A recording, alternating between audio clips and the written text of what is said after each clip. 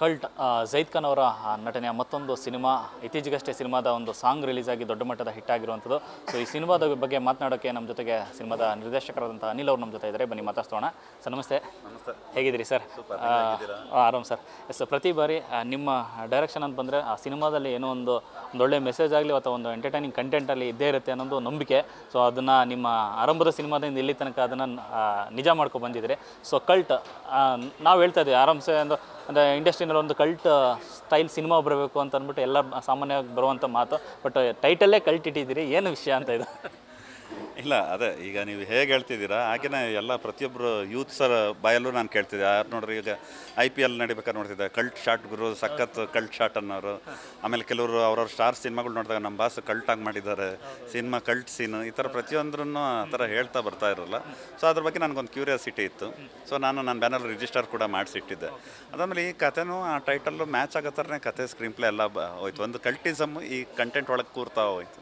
So ಆ ಕಲ್ಟಿಸಮ್ ಬಂದಮೇಲೆ so ಇದು ಚೆನ್ನಾಗಿ ಮ್ಯಾಚ್ ಆಗುತ್ತೆ ಅಂತ ಆ ಟೈಟಲ್ನ ತೊಗೊಂಬಂದು ಈ ಕಲ್ಟ್ ಅನ್ನೋದು ಈ ಸಿನಿಮಾಗೆ ಇಟ್ವಿ. ಅದು ಯಾಕಂದರೆ ಈಗ ನಾವು ಬಿಟ್ಟಿರೋ ಒಂದು ಗ್ಲಿಮ್ಸ್ ಇರ್ಬೋದು, ಒಂದು ಪೋಸ್ಟರ್ ಡಿಸೈನ್ ಇರ್ಬೋದು, ಎಲ್ಲದರಲ್ಲೂ ಕಲ್ಟ್ ಕಾಣ್ತಾ ಇದೆ. ಸೊ ಹಾಗಾಗಿ ಇದಕ್ಕೆ ಕಲ್ಟ್ ಸೂಕ್ತ ಅನ್ನಿಸ್ತು, ಹಾಗಾಗಿ ಅದೇ ಟೈಟಲ್ ಇಟ್ವಿ.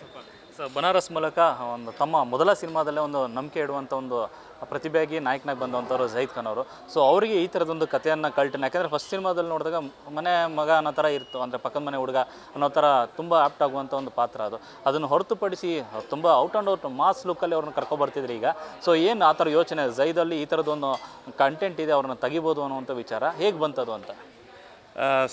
ಅವರು actually is a very cute and smart guy. Banaras ನೋಡಿದಾಗ ನಾನು ಅಷ್ಟೇ ಏನು ಇಷ್ಟು ಚೆನ್ನಾಗಿದ್ದಾರೆ ಅಂದರೆ ಅವ್ರ ಸ್ಕಿನ್ ಟೋನ್ ಆಗಿರ್ಬೋದು, ಅವ್ರ ಲುಕ್ಸ್ ಆಗಿರ್ಬೋದು, ಅಪಿಯರೆನ್ಸ್ ಎಲ್ಲ ನೀವು ಹೇಳ್ದಂಗೆ ನೆಕ್ಸ್ಟ್ ಡೋರ್ ಬಾಯ್. ಸೊ ನನಗೆ ಒಂದು ಯಾವಾಗಲೂ ಆ್ಯಸ್ ಎ ಡೈರೆಕ್ಟರ್ ನನಗೆ ಅವ್ರು ಯಾವ ರೀತಿ ಇರ್ತಾರೆ ಕಲಾವಿದರು ಅದೇ ಥರ ತೋರ್ಸೋಕ್ಕೆ ನನಗೂ ಇಷ್ಟ ಇಲ್ಲ. ಯಾವಾಗಲೂ ಅವ್ರನ್ನ ಬೇರೆ ಥರ ತೋರಿಸ್ಬೇಕು ಅಂತಲೇ ಇಷ್ಟ. ಅವರಲ್ಲಿರೋ ಒಂದು ಕಲ್ಟ್ ಕ್ಯಾರೆಕ್ಟರು ಅವರಲ್ಲಿ ಒಂದಷ್ಟು ಇರ್ತೀವಿ. ಈಗ ನೀವು ನೋಡೋಕ್ಕೆ ಹಂಗೆ ಇದ್ದೀರ, ಸ್ಮಾರ್ಟಾಗಿ ಕ್ಯೂಟಾಗಿ. ಆದರೆ ನಿಮ್ಮೊಳಗೊಂದು ಕಲ್ಟ್ ಇರುತ್ತೆ. ಅಂದರೆ ಲೈಫಲ್ಲಿ ಚಾಲೆಂಜಸ್ ಬಂದಾಗ ಮನುಷ್ಯನಿಗೆ ಪ್ರತಿಯೊಬ್ಬನು ಬಂದು ಅವನೊಳಗಿರೋ ಒಂದು ಕಲ್ಟಿಸಮ್ ಓಪನ್ ಆಗುತ್ತೆ. ಅದು ಯಾವಾಗಲೂ ಬರಲ್ಲ. ಆ ಸಿಚುವೇಶನ್ಸ್ಗಳು ಕ್ರಿಯೇಟ್ ಆಗಬೇಕು.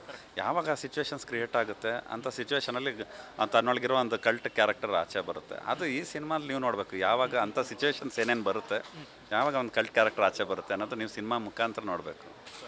ಕಲ್ಟ್ ಸಿನಿಮಾದ ಫಸ್ಟ್ ಗ್ಲಿಮ್ಸ್ ಏನೋ ಬರ್ತ್ಡೇ ಗ್ಲಿಮ್ಸ್ ಬಿಡ್ತೀರ, ಅದರಲ್ಲಿ ನೋಡಿದಂಥ ಒಂದು ವಿಚಾರನೇ ಬೇರೆ. ಈಗ ಮೊನ್ನೆ ರಿಲೀಸ್ ಆಗಂತ ಸಾಂಗಲ್ಲಿ ಕಾಣಿಸ್ತಿರೋಂಥ ಜೈದ್ ಅವರೇ ಬೇರೆ. ಈ ಸಿನಿಮಾದಲ್ಲಿ ಏನು ಹೇಳೋ ಕೊಡ್ತಿದ್ದೀರಾ ಅಂತ ಅಂದ್ಬಿಟ್ಟು ಸರ್. ಯಾಕಂದರೆ ಇಲ್ಲಿ ತನಕ ಒಂದಷ್ಟು ಆ ಲವ್ ಅನ್ನೋದು, ಲವ್ ಫೇಲ್ಯೂರ್ ಅನ್ನೋ ವಿಚಾರ ಬಂದಾಗ ಸಾಕಷ್ಟು ಸಿನಿಮಾಗಳು ಕಣ್ಣೆದುರುಗಡೆ ಬರುತ್ತೆ. ಈಗ ಓಮ್ ಸಿನಿಮಾದಲ್ಲಿ ಶಿವಣ್ಣನ ಪಾತ್ರನೇ ಅದು ಕಲ್ಟ್ ಕ್ಯಾರೆಕ್ಟರ್, ಅದು ನೆಕ್ಸ್ಟ್ ಲೆವೆಲ್. ಅದನ್ನು ಬಿಟ್ಟರೆ ಒಂದಷ್ಟು ಸಾಕಷ್ಟು ಉದಾಹರಣೆಗಳಿದೆ. ಅದೆಲ್ಲೂ ಮೀರಿ ಕಲ್ಟಲ್ಲಿ ಹೊಸ್ತನದೊಂದು ತಗೊಬರ್ತಾ ಇದ್ದಾರೆ, ಏನದು ಅಂತ?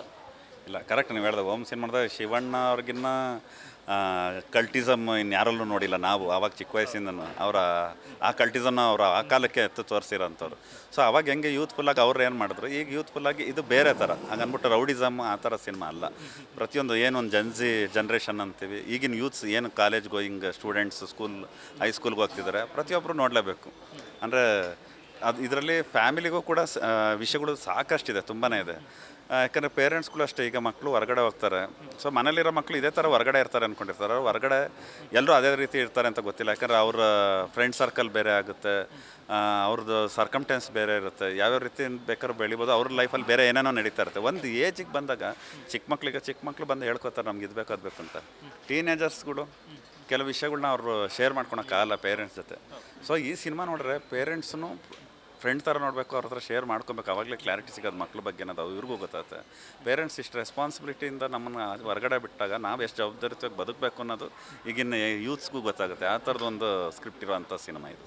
ಸರ್, ಸಿನಿಮಾ ಅನ್ನೋ ವಿಚಾರ ಬಂದಾಗ ಇಂಡಸ್ಟ್ರಿಯಲ್ಲಿ ಅಥವಾ ಸಿನಿಮಾದಲ್ಲಿ ಫೀಲಿಂಗ್ ಅನ್ನೋದಕ್ಕೆ ಅಥವಾ ಲವ್ ಅನ್ನೋದಕ್ಕೆ ಯಾವತ್ತೂ ಸಾವಿಲ್ಲ. ಯಾವುದೋ ಒಂದು ಹೊಸದ ಒಂದು ರೂಪದಲ್ಲಿ ಬಂದು ಹಿಟ್ ಆಗುತ್ತೆ ಸಿನಿಮಾಗಳು ಆ ಥರದಲ್ಲಿ. ಯಾಕಂದರೆ ಇಲ್ಲಿ ತನಕ ಸಿನಿಮಾಗಳು ಸಾಕಷ್ಟು ಹಂತದಲ್ಲಿ ನೋಡ್ಕೊಂಡು ಬಂದಿದ್ವಿ. ಈಗ ಬೇರೆ ಥರದ ಲವ್ ಸ್ಟೋರಿಗಳು ಕೇಳ್ತಾ ಇದ್ದಾರೆ ಜನ. ಒಂದು ಅರ್ಜುನ್ ರೆಡ್ಡಿ ಇಲ್ಲಾಂದರೆ ಬೇಬಿನೋ ಈ ಥರದ್ದೆಲ್ಲ ನೋಡ್ತಿರೋಂಥ ವಿಚಾರಗಳು. ಸೊ ನಿಮ್ಮ ಪ್ರಕಾರ ಪ್ರೀತಿಯ ವ್ಯಾಕರಣ ಬದಲಾಗ್ತಾ ಇದೆಯಾ? ಸೊ ಅದ್ರ ತಕ್ಕನಂಗೆ ಸಿನಿಮಾದ ಕಥೆಗಳು ಬದಲಾಗಬೇಕಾ ಲವ್ ಸ್ಟೋರಿನಲ್ಲಿ ಅಂತ? ಸೊ ಆ ಥರದ ಏನಾದ್ರು ಪ್ರಯೋಗ ಆಗಿದೆಯಾ ಕಲ್ಟಲ್ಲಿ? ಇಲ್ಲ, ಆ ಥರ ಪ್ರಯತ್ನಗಳು ಸಿನಿಮಾ ಟು ಸಿನಿಮಾ ಇದ್ದೇ ಇರುತ್ತೆ. ಆದರೆ ನೀವು ಕೇಳೋ ಪ್ರಶ್ನೆಗೆ ಪ್ರೀತಿ ಎಮೋಷನ್ ಜೀವನದಲ್ಲೇ ಬದಲಾಗಲ್ಲ ಅದು. ಯಾಕಂದರೆ ನೀವು ಈಗ ಯಾವುದೇ ವಿಷಯ ತೊಗೊಳ್ಳಿ, ಅದರಲ್ಲಿ ಎಮೋಷನ್ ಇರಲೇಬೇಕು. ಈಗ ನೀವು ಇದನ್ನು ವರ್ಕ್ ಮಾಡ್ತಿದ್ದೀರ ಅಂದರೆ ನಿಮ್ಗೊಂದು ಈ ವರ್ಕ್ ಬಗ್ಗೆ ನಿಮ್ಗೊಂದು ಎಮೋಷನ್ ಇರಲೇಬೇಕು. ನಾನು ಡೈರೆಕ್ಷನ್ ಮಾಡಿ ಅದಕ್ಕೊಂದು ಎಮೋಷನ್ ಇರಬೇಕು. ಮನೆ ಪೇರೆಂಟ್ಸ್ ಬಗ್ಗೆ ಮಕ್ಳಿಗಾಗಲಿ ಮಕ್ಳ ಬಗ್ಗೆ ಪೇರೆಂಟ್ಸಲ್ಲಿ ಅಥವಾ ಲವ್ವೇ ಆಗಲಿ ಒಂದು ಹುಡುಗಿ ಪ್ರೀತಿ ಮಾಡಿದ್ರು ಕೂಡ ಪ್ರತಿಯೊಂದರಲ್ಲೂ ಒಂದು ಎಮೋಷನ್ ಇರಲೇಬೇಕು. ಒಂದು ಕ್ರಿಕೆಟ್ ನೋಡ್ತಾ ಇದ್ರೆ ನಮಗೆ ಎಷ್ಟು ಎಮೋಷನ್ ಇರುತ್ತೆ ಅಲ್ವಾ. ಹಾಗಾಗಿ ಈ ಎಮೋಷನ್ ಅನ್ನೋದು ಯಾವತ್ತೂ ಹೋಗಲ್ಲ. ಲವ್ ಅನ್ನೋದಕ್ಕೆ ಸಾವೇ ಇಲ್ಲ. ಲವ್ ಯಾವತ್ತೂ ಇರಲ್ವ ಭೂಮಿ ಮೇಲೆ ಆವತ್ತು ಭೂಮಿನೇ ಇರಲ್ಲ ಬಿಡಿ, ಇಲ್ಲಾಂದರೆ ಲೈಫೇ ಬೇರೆ ಆಗೋಗ್ಬಿಡುತ್ತೆ. ಸೊ ಹಾಗಾಗಿ ಆ ವ್ಯಾಖ್ಯಾನ ಈ ಸಿನಿಮಾದಲ್ಲಿ ನಾವು ಯಾವ ರೀತಿ ಹೇಳ್ಬೋದು, ಈಗಿನ ಜನ್ರೇಷನ್ ಇವಾಗ ಪ್ರೇಮಾಲೋಕನೂ ದೊಡ್ಡ ಮಟ್ಟದ ಹಿಟ್ಟು ಆ ಕಾಲದಲ್ಲಿ, ಆ ರೀತಿ. ಆಮೇಲೆ ಮುಂಗಾರು ಮಳೆ ತುಂಬ ದೊಡ್ಡ, ಆ ಥರ ಸಾಕಷ್ಟು ಲವ್ ಸ್ಟೋರೀಸ್ ಬಂದಿದೆ. ಆಗ ಈಗಿನ ಜನ್ರೇಷನ್ಗೆ ನಾವು ಲವ್ನ ಯಾವ ರೀತಿ ಹೇಳ್ಬಹುದು, ಯಾವ್ಯಾವ ಥರ ಪಾತ್ರಗಳು ಈಗ ಜನ್ರೇಷನ್ ಯಾವ ಥರ ಇದ್ದಾರೆ, ಕ್ಯಾರೆಕ್ಟರ್ಸು ಯಾವ ಥರ ಥಿಂಕ್ ಮಾಡ್ತಾರೆ. ಸೊ ಆ ರೀತಿ ಒಂದು ಹೇಳಕೊಟ್ಟಿರೋಂಥ ಕತೆ ಕಲ್ಟ್. ಇದರಲ್ಲಿ ಲವ್ ಫೀಲ್ ಬೇರೆ ಲೆವೆಲ್ಗಿರುತ್ತೆ. ಯಾಕಂದ್ರೆ ಅದನ್ನು ಆಲ್ರೆಡಿ ನೀವು ಸಾಂಗಲ್ಲಿ ನೋಡಿದ್ದೀರಾ, ಸಾಹಿತ್ಯದಲ್ಲಿ ನೋಡಿದ್ದೀರಾ, ವಿಜುವಲಿ ನೋಡಿದ್ದೀರಾ. ಇವತ್ತು ಜನ ನೀವು ಹೇಳಿದ ನಿಜ, ಅದು ಫಸ್ಟು ಏನು ಗ್ಲಿಮ್ಸ್ಗೂ ಇದಕ್ಕೂ ಟೋಟಲಿ ಕಾಂಟ್ರಾಸ್ಟ್ ಇದೆ ಅಂತ.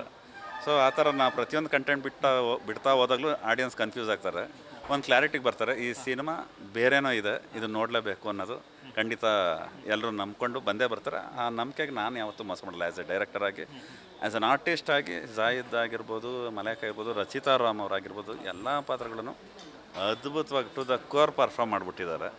ಸೊ ಹಾಗಾಗಿ ಈ ಸಿನಿಮಾ ಕಂಪ್ಲೀಟ್ ಪ್ಯಾಕೇಜ್. ಎಲ್ಲರೂ ಬಂದು ಕೂತ್ಕೊಂಡು ಸೂಪರ್ ಸಿನಿಮಾ, ಒಳ್ಳೆ ಸಿನಿಮಾ ನೋಡೋದ್ರಿಂದ ಖುಷಿ ಆಗೋಗ್ಬೋದು ಅಂತ ಒಂದು ಸಿನಿಮಾ ಅಂತೂ ಮಾಡಿದ್ದೀವಿ. ಅದು ನಾನು ಪ್ರಾಮಿಸ್ ಮಾಡಬಲ್ಲೆ.